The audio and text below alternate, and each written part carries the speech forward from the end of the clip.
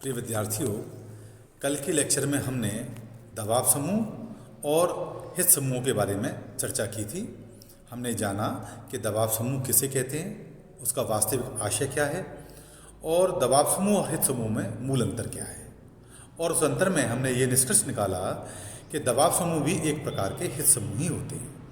लेकिन जब ये हित समूह अपने समूह के सदस्यों के हितों के संवर्धन के लिए, उनकी रक्षा के लिए यदि सरकार पर दबाव बनाने लगते हैं, सरकार की नीतियों को प्रभावित करने की क्षमता प्राप्त कर लेते हैं, माध्यम कुछ भी हो सकता है, तो वो हित समूह दबाव समूह की श्रेणी में आ जाते हैं।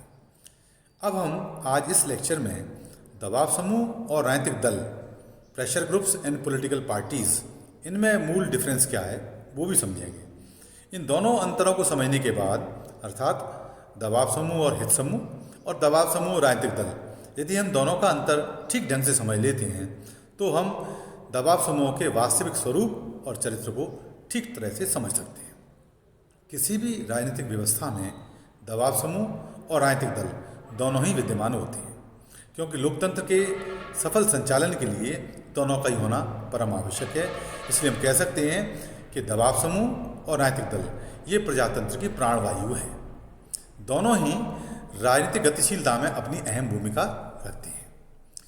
दोनों आपस में भी घनिष्ठ रूप से संबंध रखते हैं।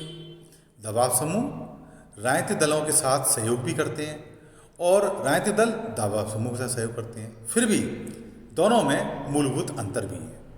इस लेक्चर में हम विशेष रूप से आज इस बात पर ध्यान देंगे कि राजनीतिक दल और दबाव समूह में क्या अंतर है। तो पहला अंतर है, राजनीतिक दल समुदाय के बहुत सारे वर्गों के बहुत सारे हितों का प्रतिनिधित्व करते हैं। यहाँ तक कि वे पूरे राष्ट्र के हितों की चिंता करते हैं। इससे आप समझ गए होंगे कि जो भी पॉलिटिकल पार्टी है वो किसी जाति, वर्ग, समूह के हितों की बात नहीं करती, पूरे राष्ट्रीय स्वरूप को सामने रख के वो बात करती है। उसका जो विषय क्षेत्र है, स्कोप है, वो पूरा देश है या पूरे देश की, राष्ट्र की चिंता करती है। इसलिए उसकी जो भी नीतियां हैं, जो भी क्रिया प्रणाली है, वो राष्ट्र से ओतप्रोत होती है। इसलिए राष्ट्रीय समस्याओं का निराकरण, राष्ट्रीय समस्याओं का चिंतन उसका प्रमुख विषय क्षेत्र होता है। लेकिन इसके विपरीत यदि हम दबाव समूह या हित समूह की अगर ध्यान दें तो उनका उद्देश्य सीमित होते हैं। वे विशेष समूह के हितों की देखभाल करते हैं, यही उनका उद्देश्य होता है। वो मूल रूप से अपने हितों के संरक्षण के लिए संगठित होते हैं और उनके हितों के संरक्षण के लिए वो सरकार की नीतियों पर दबाव डालते हैं। तो एक प्रकार से यदि हम दोनों के कार्यक्षेत्र को देखें तो जहाँ पर राजनीतिक दलों का कार्यक्षेत्र है वो काफ़ी व्यापक है, विस्तृत है, और वहीं दबाव समूह का जो कार्यक्षेत्र है वो सीमित है। वो केवल अपने वर्ग, अपने समूह के सदस्यों के हितों तक ही सीमित रहता है। दूसरा जो हम अंतर पाते हैं वो है, राजनीतिक दल अपने विशिष्ट हितों को प्राप्त करने के लिए सत्ता प्राप्त करने का प्रयास करते हैं। जो भी पॉलिटिकल पार्टी है उसका ये न किन प्रकारेण अंतिम उद्देश्य सत्ता प्राप्त करना होता है। जनता में इलेक्शन के द्वारा बहुमत प्राप्त करके सत्ता पर काबिज करना होता है और इस कार्य को करने के लिए वो जनता को अवेयर करती है, अपनी नीतियों से उनको अवगत कराती है, उनकी जो विचारधारा है उससे प्रभावित करती है। तो उसका मूल उद्देश्य ये न किन प्रकारेण, जैसा मैंने आपको बताया, वो सत्ता प्राप्ति उसका मूल उद्देश्य है। और यदि सत्ता प्राप्त नहीं भी होती है और वो बहुमत में नहीं आता है तो भी जो गवर्नमेंट सिस्टम है, शासन प्रणाली है, उसमें विपक्ष की भूमिका का निर्वहन करती है। तो एक प्रकार से उसका ये राजनीतिक कार्य है कि वो, उसका मूल उद्देश्य है कि वो जनता में चुनावों के द्वारा किसी भी प्रकार सत्ता को प्राप्त करे। लेकिन यदि हम दबाव समूह पर देखें, उन पर ध्यान दें, तो वो सत्ता प्राप्त करने का या सरकार का निर्माण करने के बजाय वो सरकार को प्रभावित करने तक ही सीमित रहती है। किसी भी दबाव समूह का ये उद्देश्य नहीं होता कि वो चुनाव लड़के और सत्ता प्राप्त करे। हाँ, वो उसका केवल उद्देश्य, उसका क्षेत्र केवल वहीं तक सीमित रहता है कि वो विभिन्न MLAs, MPs, जो विधायक हैं, जो शासन के जो अंग हैं, शासन के जो सदस्य हैं, उनको अपने समूह के हितों के बारे में उनको अवगत कराए और उसके लिए नैतिक अनैतिक किसी भी प्रकार का दबाव बनाए। तीसरा जो डिफरेंस हम देखते हैं कि राजनीतिक दलों का संगठन का आधार व्यापक होता है। पॉलिटिकल पार्टीज का जो संगठन है उसका जो आधार है वो बहुत व्यापक होता है, संकुचित नहीं होता। वो किसी जाति, भाषा, धर्म, क्षेत्र इसके आधार पर संगठित नहीं होता। राष्ट्र को ध्यान में रख करके, एक व्यापक हित को ध्यान में रख करके वो संगठित होते हैं, व्यापक विचारधारा होती है। जबकि दबाव समूह का संगठन सीमित होता है, उसके सदस्यों की संख्या राजनीतिक दलों की तुलना में भी कम होती है। आप देखो, जहाँ पॉलिटिकल पार्टी है वो राष्ट्रीय पॉलिटिकल पार्टी भी हो सकती है, राष्ट्रीय राजनीतिक दल भी हो सकता है, क्षेत्रीय राजनीतिक दल हो सकता है। इनकी जो मेंबरशिप है, सदस्यता है, वो काफ़ी व्यापक होती है। प्रत्येक समुदाय का व्यक्ति इसका सदस्य होता है। लेकिन वहीं हम दबाव समूह की सदस्यता देखें, वो सीमित होती है।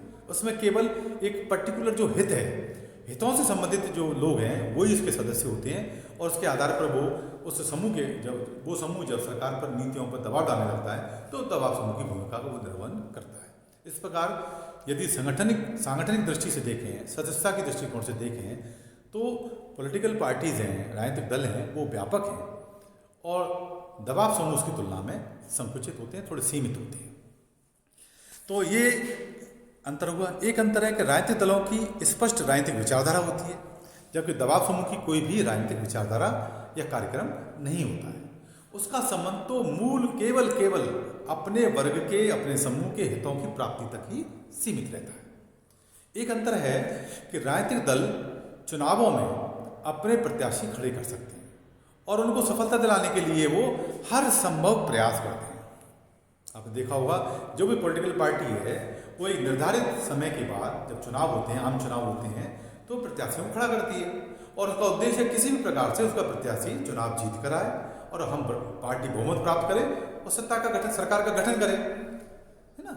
लेकिन इसके विपरीत यदि हम दबाव समूह को देखें तो वो चुनावों में अपने प्रत्याशी खड़े नहीं करते हैं, लेकिन अप्रत्यक्ष रूप से राजनीतिक दलों के प्रत्याशियों की मदद करते हैं, उनको चंदा देते हैं, जिससे कि वो चुनाव जीत के जाएं, विधानमंडल में पहुंचें तो उनके समूह के हितों के लिए वो प्रयास करें, उनके समूह के हितों के लिए वो कानून बनाएं और मदद करें। और ऐसा नहीं करते हैं तो उन पर दबाव डालते हैं। फिर एक अंतर और है कि राजनीतिक दल एक प्रकार का पॉलिटिकल ऑर्गेनाइजेशन है, एक राजनीतिक संगठन है, जबकि दबाव समूह राजनीतिक संगठन ना होकर के गैर राजनीतिक संगठन होता है। एक डिफरेंस ये भी है कि राजनीतिक दलों की सदस्यता अनन्य होती है, अर्थात एक व्यक्ति एक समय में एक ही राजनीतिक दल का सदस्य बन सकता है।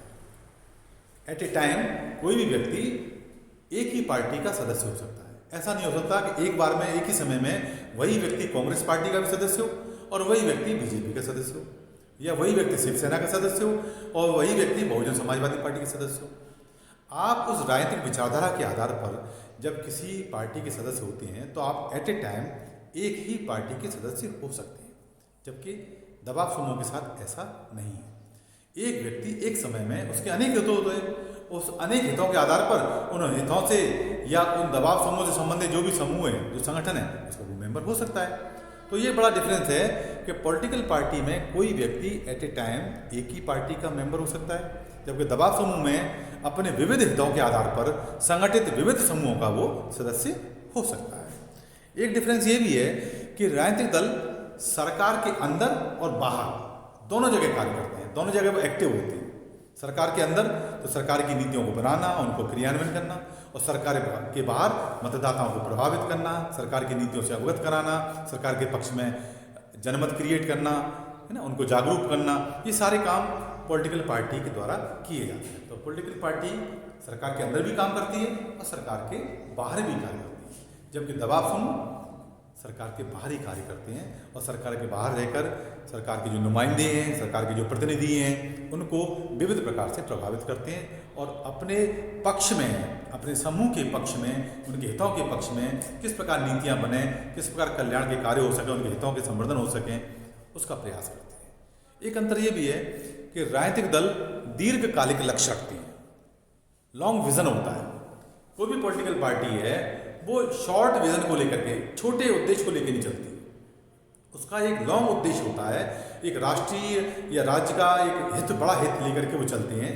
जबकि दबाव समूह का लक्ष्य केवल अल्पकालिक होता है, वो उसका उद्देश्य केवल अपने समूह के तात्कालिक समय पर कोई समस्या उत्पन्न हुई है उसका निदान चाहते हैं, उसके लिए दबाव बनाते हैं, है ना।